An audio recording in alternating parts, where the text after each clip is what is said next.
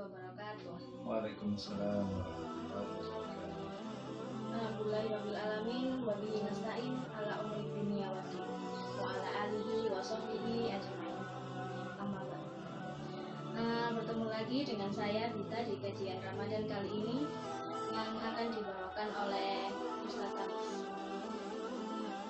Alhamdulillah teman-teman, kita masih dipertemukan di bulan Ramadan tahun ini ya. Sebelumnya kita sapa dulu juga pemateri kita di hari ini.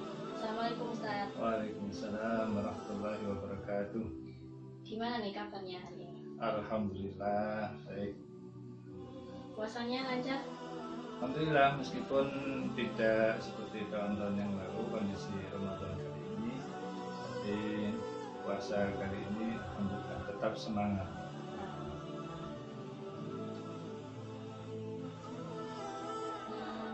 Untuk kajian kali ini ya, temanya saya dengar itu tentang Islam rahmatan lil alamin. Betul. Kita kali ini pada kajian kali ini akan membahas tentang Islam rahmat bagi alam atau Islam rahmatan lil alam. Apa sih yang dimaksud dengan rahmat? Begini, kita mengawali dengan firman Allah Subhanahu wa taala di dalam surat Al-Anbiya ayat 107. Allah Subhanahu wa taala berfirman, "A'udzubillahi minasyaitonir rajim. Bismillahirrahmanirrahim. Wa ma arsalnaka illa rahmatan lil alamin." Tidaklah, artinya begini, tidaklah wa ma arsalnaka, tidaklah kami utus ya, engkau hanya itu kembali kepada Nabi Muhammad, melainkan untuk rahmat bagi seluruh alam. Nah, itu intinya itu, bahwa Nabi Muhammad itu diutus oleh Allah Subhanahu wa taala sebagai rahmat bagi semua alam.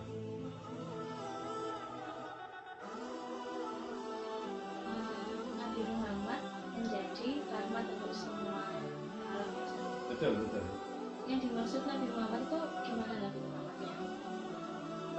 Begini, jadi Nabi Muhammad itu diutus oleh Allah sebagai rahmat. Yang pertama, bahwa Nabi Muhammad secara fisik itu memang berbeda, fisik Nabi Muhammad dengan fisik manusia yang lain. Jadi fisik Rasulullah itu ada berkah. Makanya ketika para sahabat yang hidup bersama Rasulullah dulu itu seringkali berebut. Ketika Rasulullah SAW wudhu, ya, ketika wudhu itu para sahabat berebut air sisa wudhu dari Rasulullah. Kemudian sampai sekarang itu bahkan untuk mengambil barokah dari fisik Rasulullah itu ada yang menyimpan, ya, jadi menyimpan rambutnya Rasulullah, dan sampai sekarang ada. Nah, yang kedua, Nabi Muhammad itu membawa rahmat bagi seluruh alam. Itu selain fisiknya, yang lebih kita tekankan di sini, kenapa Rasulullah itu menjadi rahmat? Karena Rasulullah SAW itu diberi risalah, diberi ajaran, diberi wahyu oleh Allah Subhanahu wa taala, di mana ajaran atau risalah ini untuk mengatur kehidupan agar sesuai dengan apa yang dikehendaki oleh Allah Subhanahu wa taala. Nah, kalau sesuai dengan kehendak Allah Subhanahu wa taala, maka Allah akan mendatangkan rahmat bagi seluruh alam. Gitu kira-kira. Masya Allah ya. Kan Rasulullah itu membawa rahmat untuk umatnya. Setelah Rasulullah wafat, nah apakah rahmat itu masih tetap ada? Oh iya, nah betul. Jadi setelah Rasulullah wafat, ya, makanya tadi rahmat itu ada dua. Jadi Rasulullah sendiri secara fisik itu beliau membawa rahmat. Yang kedua, yang membawa rahmat itu adalah ajarannya. Ya, jadi ajaran Rasulullah SAW yang diwahyukan oleh Allah Subhanahu wa taala kepada Nabi Muhammad, itulah yang kemudian membawa rahmat. Jadi ajaran-ajaran Islam itulah yang akan membawa rahmat bagi alam. Nah, maka syarat, jadi syarat rahmat itu bisa didapatkan oleh alam ini, syaratnya adalah mengikuti ajaran yang dibawa oleh Nabi Muhammad SAW. Saya dengar dari tadi itu alam ya Ustaz ya. Yang dapat rahmatnya Rasulullah itu, alam itu yang dimaksud itu kita manusia atau seluruh alam yang ada di dunia ini? Al-alamin itu umum, ya, jadi alamin umum, alam semesta, jadi alam semesta.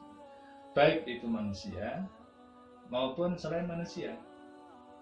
Berarti hewan juga ya Ustaz? Iya, hewan juga dapat rahmat dengan ajaran yang dibawa oleh Nabi Muhammad itu. Contohnya? Contoh kalau hewan misalkan, hewan ajaran Rasulullah ya, sebelum datangnya Islam, bahkan sekarang itu juga sama ya, jadi ada kalau yang tidak mengenal ajaran Islam, bagaimana caranya mereka menyembelih hewan itu, ketika itu ada yang ditusuk ya, sekarang itu bahkan ada yang disetrum, ada yang membuat sosis langsung digiling ya. Jadi itu sangat menyiksa ya, menyiksa hewan. Nah, ketika Rasulullah datang, contoh sabda Rasulullah SAW dalam penyembelihan ya, Rasulullah SAW bersabda, "Fa'idha qataltum fa'ahsinu qitlah." Jika kalian membunuh, maka bunuhlah dengan sebaik-baiknya. Fa'idha dabahtum fa'ahsinu dzibhah. Jika kalian mau menyembelih hewan, maka sembelihlah dengan sebaik-baiknya. Jadi itu, jadi hewan saja itu tidak boleh sembarangan, ya, tidak boleh sembarangan. Nah, bagaimana menyembelih hewan yang baik? Jadi caranya adalah dengan menajamkan pisau, ya, sehingga kalau pisau itu tajam, kemudian menyembelihnya hanya dengan satu gesekan saja. Juga disunahkan tidak menggembirakan hewannya itu. Caranya menggembirakan biasanya sunahnya kalau mau menyembelih hewan itu dipelihara yang baik, dikasih makan yang enak.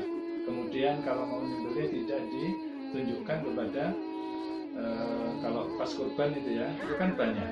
Nah, jadi yang belum disembelih diasingkan dulu, jangan diperlihatkan kepada hewan yang disembelih. Jadi itu biar mereka tidak merasa ketakutan. Nah, jadi sampai sebegitu Islam itu membawa rahmat. Kalau untuk manusianya sendiri? Kalau untuk manusia, jadi ayat ini berlaku, rahmat ini berlaku baik orang-orang yang mukmin, ya, yang beriman maupun yang tidak beriman. Ya. Nah, rahmatnya di mana? Untuk orang-orang yang tidak beriman, ya, untuk orang yang tidak beriman, maka Allah Subhanahu Wa Taala ketika mengutus Nabi Muhammad SAW, maka apa yang berlaku pada umat-umat terdahulu sekarang tidak diberikan kepada Allah.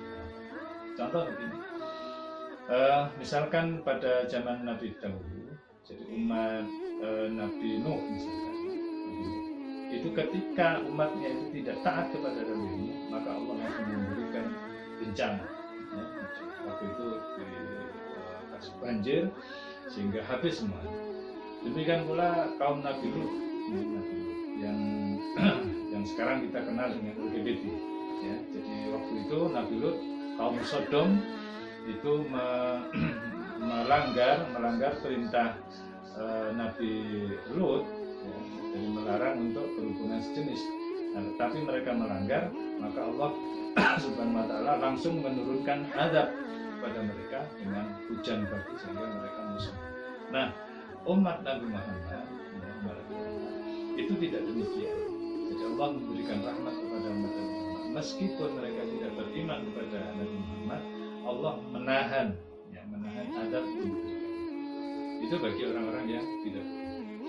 Bagi orang yang beriman, bagaimana? Ya, tentu. Ya, kalau orang yang beriman kepada Nabi Muhammad, mentaati Nabi Muhammad, maka ajaran-ajaran di dalam Islam itu akan membawa ketentraman, akan membawa kedamaian, dari Islam itu adalah salam ya, jadi damai. Jadi rahmat pun juga begitu. Rahmat itu membawa kasih sayang.